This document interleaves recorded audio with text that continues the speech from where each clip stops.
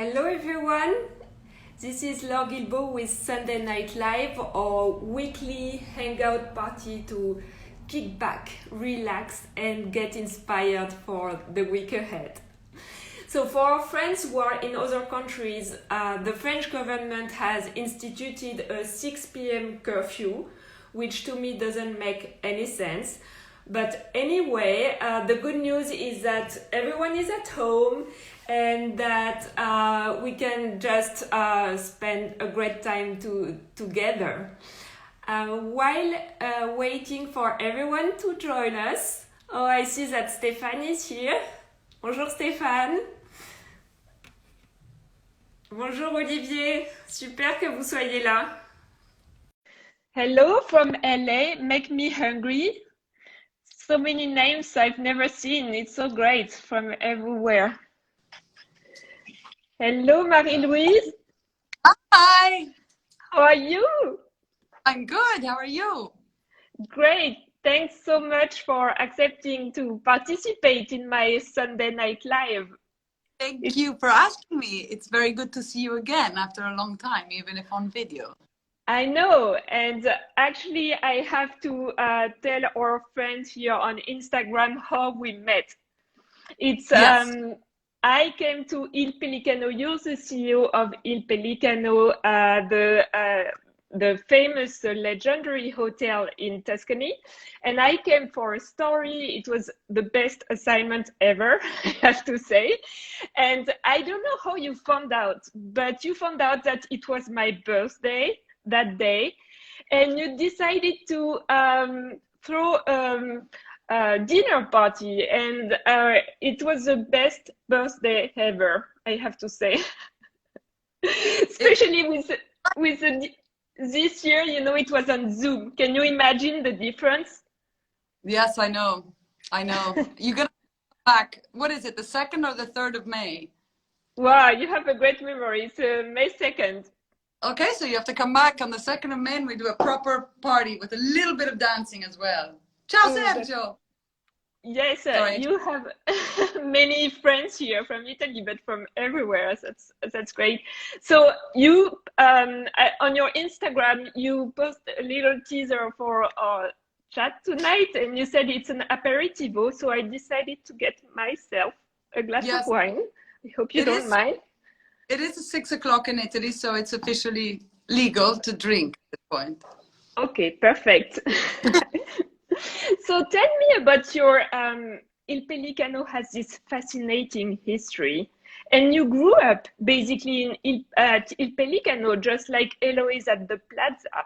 So what are your childhood memories at Il Pelicano?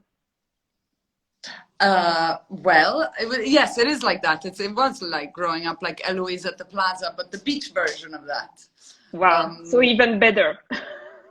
Yeah, no, it's really fun because, you know, hotels are these incredible little worlds where so much happens and so many different people come in and out all the time. So it's always very exciting. And as a child, I used to look at it from outside, you know, because I wasn't really allowed in, and I would hide behind the bushes and kind of spy on this adult world of fun and wonderfulness. And it was always very interesting and definitely very fun. I got into a lot of trouble.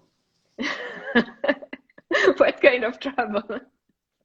Well, my favorite, I would spy at every single guest door. And then one day with my, I don't know if you remember the grill restaurant, but yes, when I was all the lobsters in a tank, a very 80s thing to do. And I wanted to save the lobsters from their sad destiny of going to the grill. And so I took the lobsters and I threw them in the swimming pool thinking of saving them.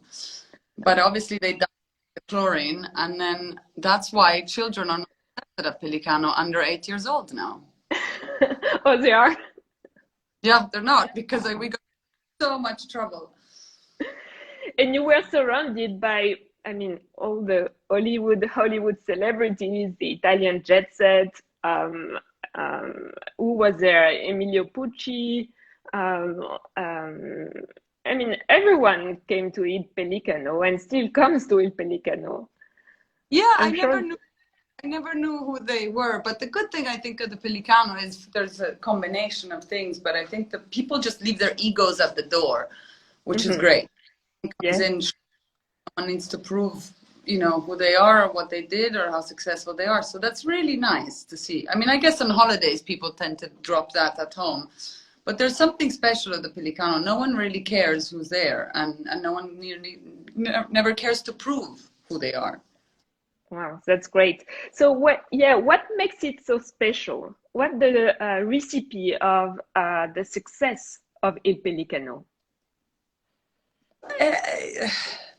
Well, I was telling you the other day, I think it's like a good recipe, no? You need the right ingredients, and the ingredients have to be of good quality. So it's like a good, the right tomatoes, the right salt, the right olive oil, and basilico. So there's not too many elements to it, but they're just combined all together, I think, in a way that that works, I like to think. Yes. And you told me the other day that Mother Nature, first, to start with, did a really great job. Did a very great job. And then I think what makes a real difference is always the people who work there, you know, and I think they're the real makers of magic, the chefs of magic, or who works there, because people love what they do, and when you love what you do, it shows, and you feel it, and you transmit that, and there's a lot of passion from everyone in their job. So it's not perfect, but things shouldn't be perfect, and yes. So, you know, it's a mix of everything. We try and kind of make sure that time is well spent there, you know. So every detail is really taken care of, from the music to the film selection, the book selection, all of it. The sheets, like what you find in your mini bar. I think everything is an opportunity to talk about that place and to make you discover something, right? So even if it's a little piece of chocolate, but you discover the best chocolate in the world, I think it leaves you something. So I think that's what makes it special. Maybe I think it's also the manic attention to everything and wanting to vibrate with people on many different levels. Yes, and you're the creative director of the place, in addition to being the CEO. So you oversee all these details. And where did you get this eye? Because I have to say, you're the most elegant woman I know. Oh. No, but seriously. Thank God I put and instead of being in a t-shirt. Yes, thank you. You're so elegant as usual. So yeah, where did you get this eye? Is that from your parents? Well, I do think that when you grow up in Italy, your eye is kind of trained a little bit differently, no? Because we're used to seeing a certain composition and proportion and colors. So I think it's very formative to grow up in Italy on those respects. Mm-hmm. Also prone, obviously. I think we all have senses. Some senses that are more evolved than others. And I come from a very visual family. My mom is a painter, and they're both very aesthetic people.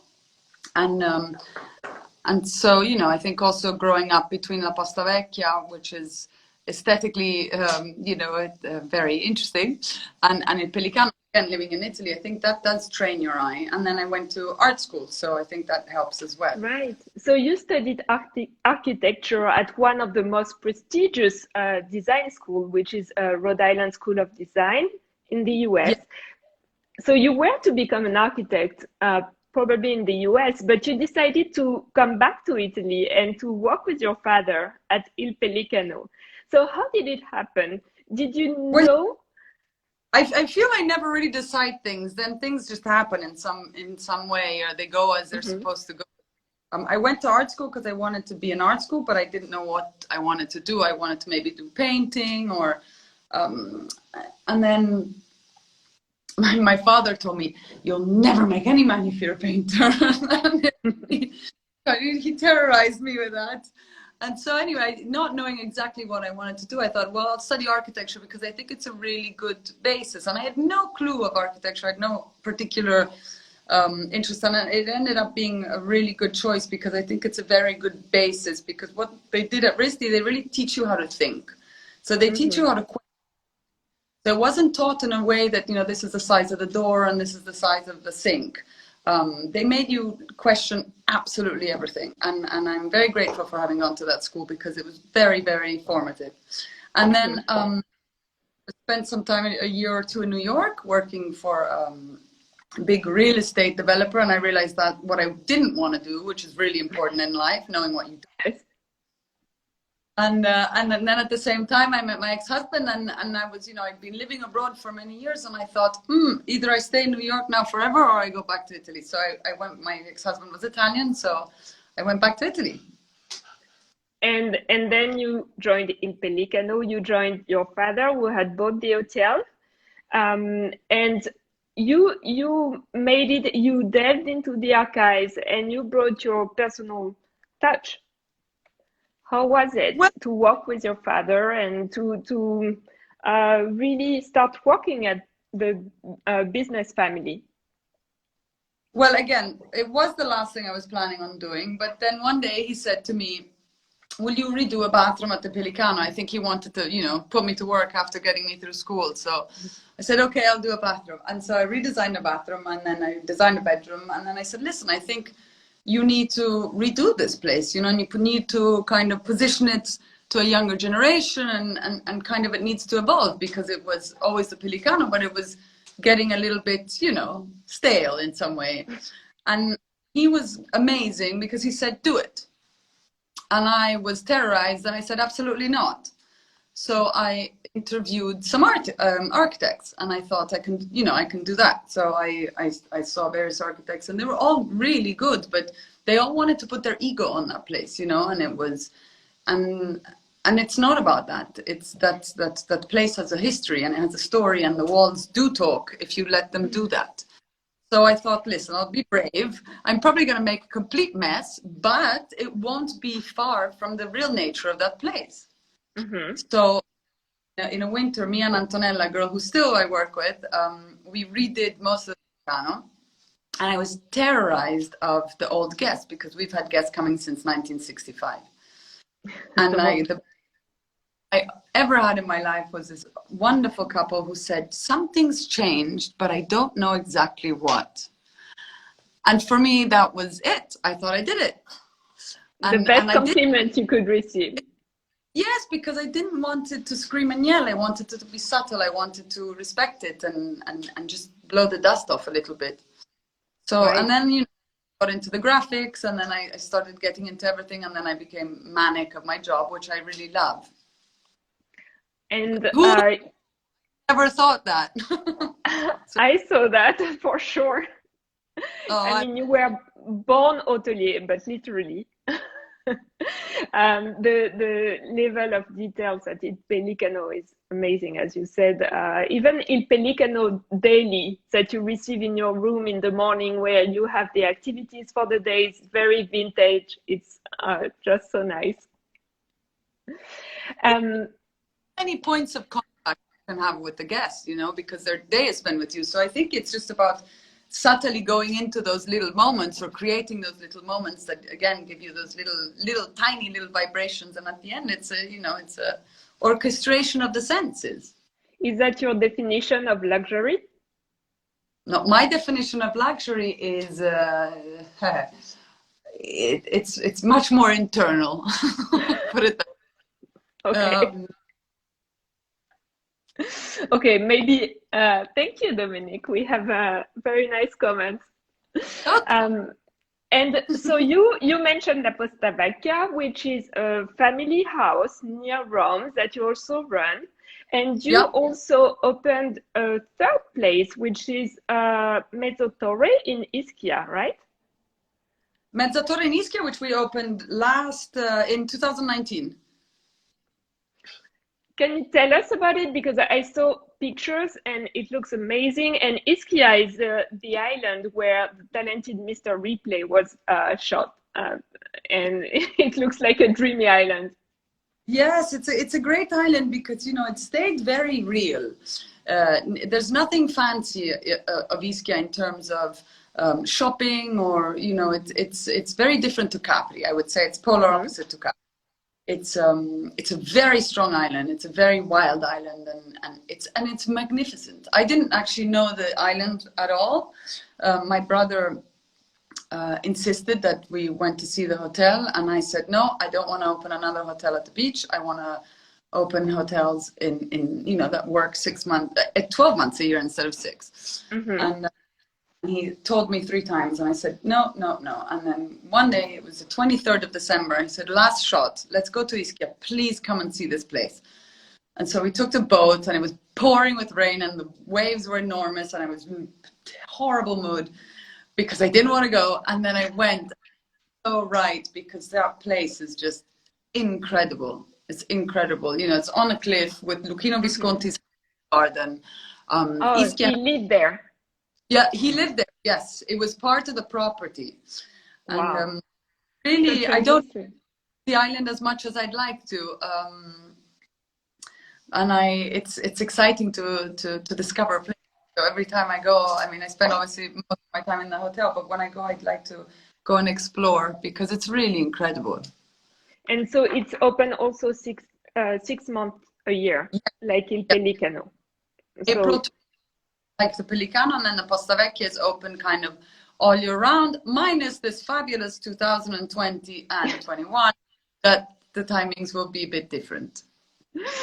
Yes, let's speak about this glorious year of 2020. You managed to start a new venture during the pandemic. It's called Isimo, and it's an e-commerce website, but also editorial. Can you tell us about Isimo?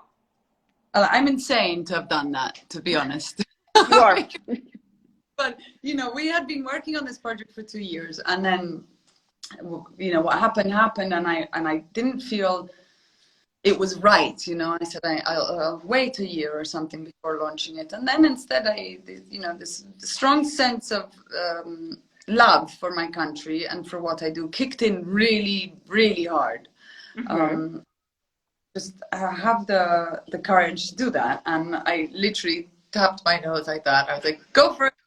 And like a lot of things I do, I just launch myself, and but with a lot of work and a lot of passion, I have to say, and I truly believe in that project. It was really fun. I mean, we launched it smack in the middle of the pandemic. No one comes from e-commerce.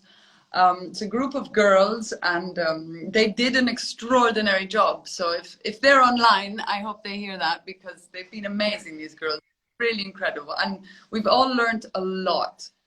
And we certainly learned how to work on Zoom. But it's fun.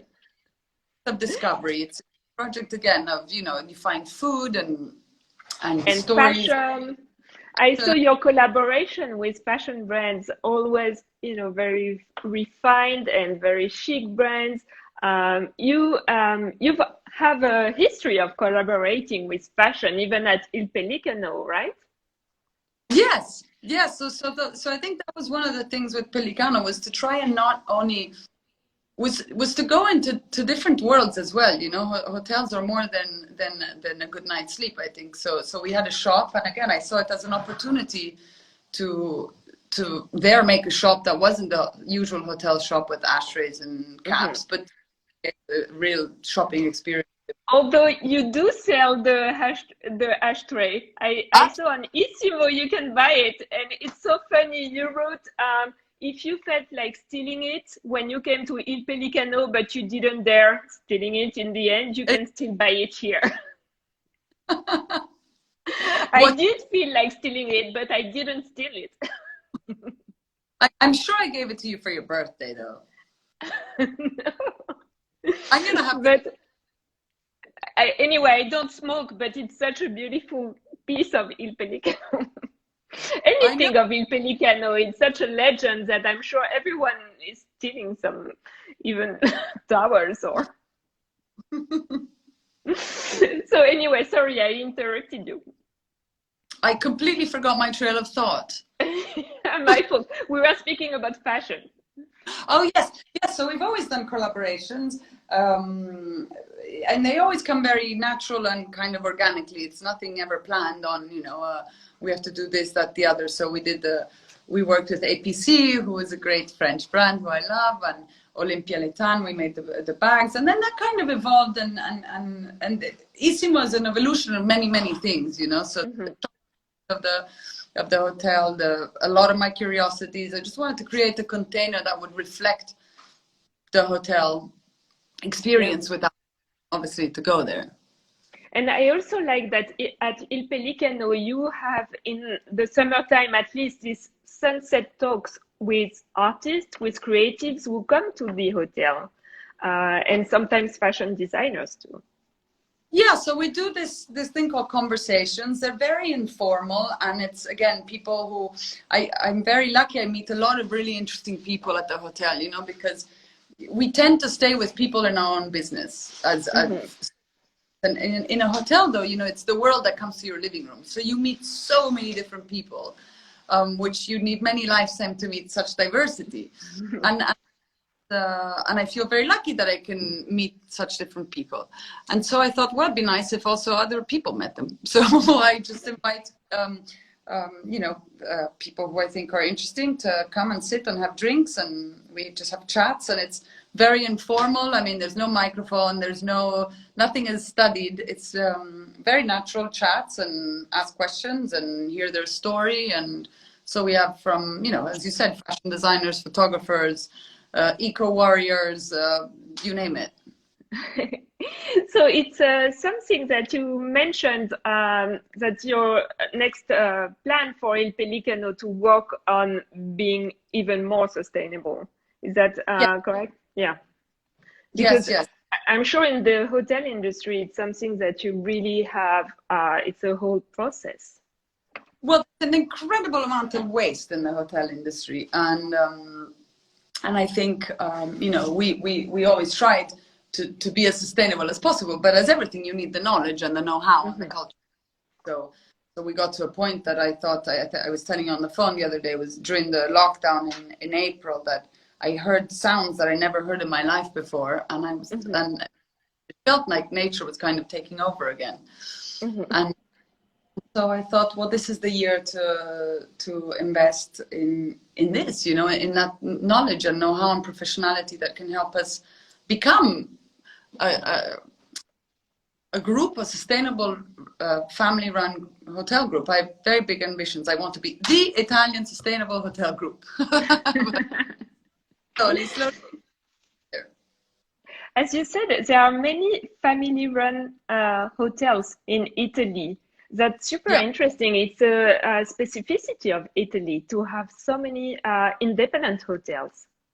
Yes, and they make, I think, they're one of the many excellences Italy does have is the family-run hotels, and it makes an immense difference, because you go to places that have a vision. You might like it or not. I mean, but point of view, and there's an idea, and there's so it's great because there's so many, and as opposed to big hotel groups, and I don't mean it in an offensive way to big hotel groups, but personally I find other things make me curious.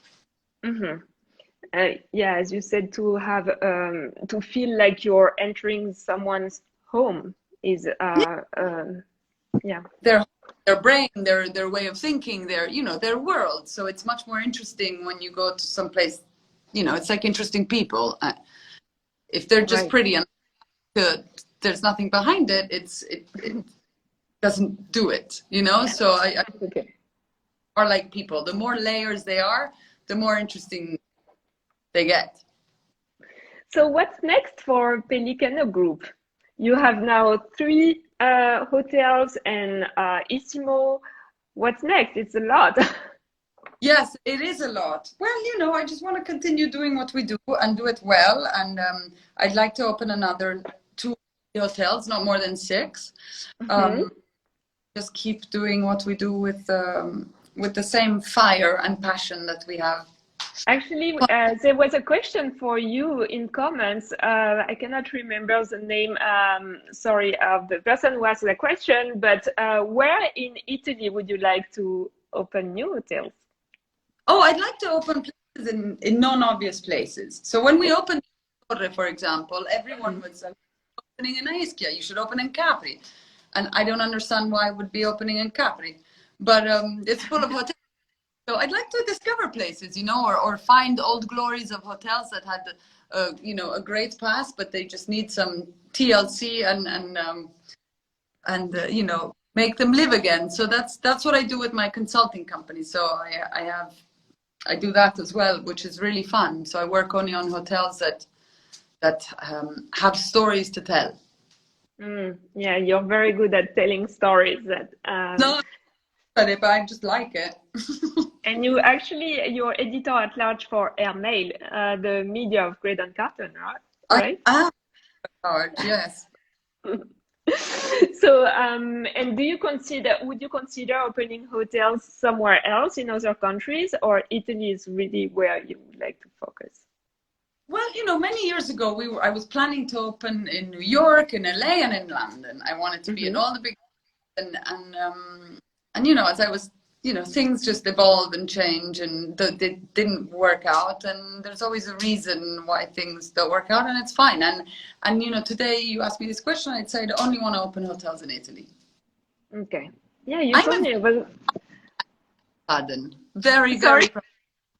I couldn't hear you. What did you say? Sorry.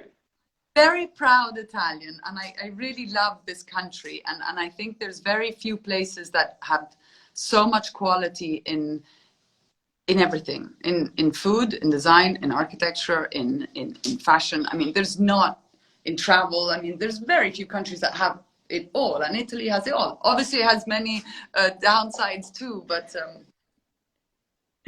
Well, Make Me Hungry, who is based in LA, says, "Brava, we agree." So anyway, by now we are all dying to come to Il Pelicano. You reopen when in April? Is that correct? In April. I see a really interesting question. Have you had big obstacles? Yes. Oh, immense! If you have 2 hours, I can tell you all of them. No. Okay, we have. And we have only, just this year was really difficult because, my father did not want to open the hotel. And he said, we're not opening. And you take my job away from me and I'm really lost. Mm-hmm.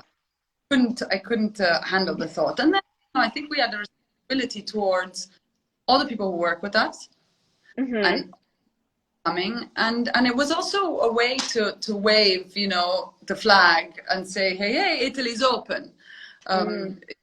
Canada is very well known, so it was, it was an opportunity to do that. So I really insisted with my father. I said, we're opening, and everyone thought I was a little bit